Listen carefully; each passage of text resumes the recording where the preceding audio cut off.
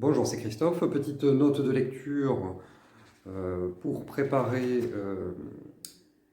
une sorte de séminaire, en fait, on va dire d'écriture, de conseils pour une lectrice qui m'a posé une question. Donc je me suis dit que j'allais l'étoffer avec des lectures, des recherches, l'observation du topos et du logos, et aussi en utilisant des textes de la tradition. Aujourd'hui, on va parler de ce livre, Mystique du couple, La mystique du couple d'Alphonse et Rachel Guettmann. C'est un livre qui utilise des textes de l'Ancien Testament et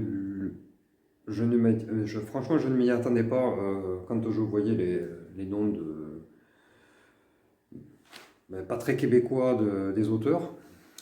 Et on est allé quand même, ma compagne m'a poussé un petit peu à dépasser les a priori, mais à aller dans ce livre. Donc ce livre quand même a le mérite de mettre en évidence l'Ancien Testament. Je m'attendais à beaucoup de talions et de choses comme cela, et puis en fait il a le mérite de mettre en évidence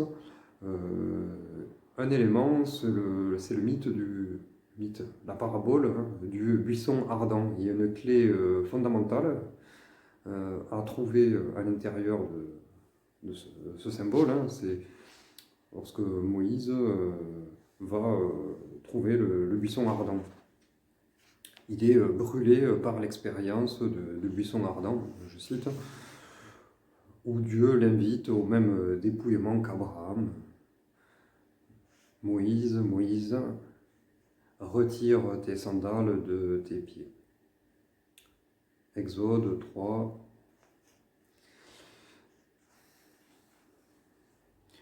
Donc, tout n'est pas dit, il faut comprendre en soi. Il ne le précise pas ce que ça veut dire. Alors, ils disent que c'est une trouvaille, un silence,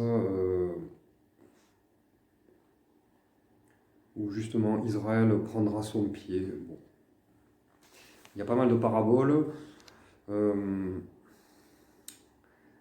C'est plus une réponse que l'on a trouvée dans la métaphysique du sexe, selon moi. Et le buisson ardent, il n'est pas plus loin que dans le corps de la femme. La deuxième chose intéressante, c'est le rappel de la loi et des lois. Tu ne voleras pas, tu ne tueras pas. En fait, ces choses-là sont rappelées dans ce livre. Et tu ne témoigneras pas faussement contre ton prochain. Donc il a un côté moraliste qui est quand même assez, je trouve, rare et utile. Et il rappelle que l'amour entre un homme et une femme, selon un principe sacré, peut transcender l'homme et la femme. Il n'explique pas comment, et c'est ce que je reproche essentiellement à ce livre. Alors après, bien sûr, il y a la petite formation. Alphonse et Rachel Guettmann sont fondateurs et animateurs du centre spirituel Bethany. Donc, je trouve ça un peu, voilà, un peu commercial, mais bon, quand on voit les noms, on sait qu'ils sont bons en commerce.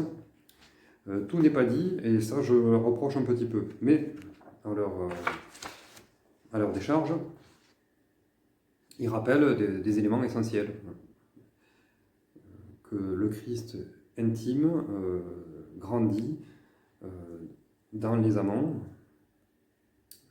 dans leur foyer, dans leur maison, en respectant toutes ces lois, mais il n'explique pas comment, par la pratique,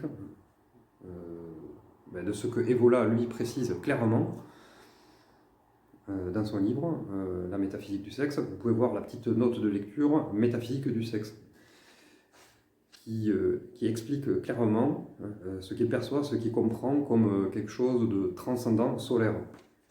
Donc ici, c'est beaucoup plus voilé, et après, il y a une partie petit peu mièvre, le couple eucharistique, la clause de cette alliance, l'amour, son signe, la révolution de l'amour, l'essence de l'amour, un transfert d'énergie vitale. Ça aussi, le titre en dit beaucoup, mais le concept est creux, c'est mièvre, ça tourne, et en fin de compte, on n'a pas d'accroche. Vous savez que les abonnés ont l'habitude du logos, mais du topos. Il faut ramener à quelque chose de concret. Quand on est en couple, qu'est-ce qu'on fait? On se regarde, on chante, qu'est-ce qu'on fait? Après, il parle de la caresse mystique. Voilà, donc un livre qui rappelle quand même quelques bases de l'Ancien Testament et du Nouveau Testament. C'est ce que je tenais à souligner, hein, et à valoriser, qui nous aidera à préparer la suite, cette rencontre, heureuse rencontre inespérée du hasard, pour notre lectrice Annie, et aussi ma petite protégée, et puis les abonnés si ça les intéresse. Voilà, courage, force et honneur en cette fin d'année. Je vous souhaite de joyeuses fêtes en tout cas, et à très bientôt.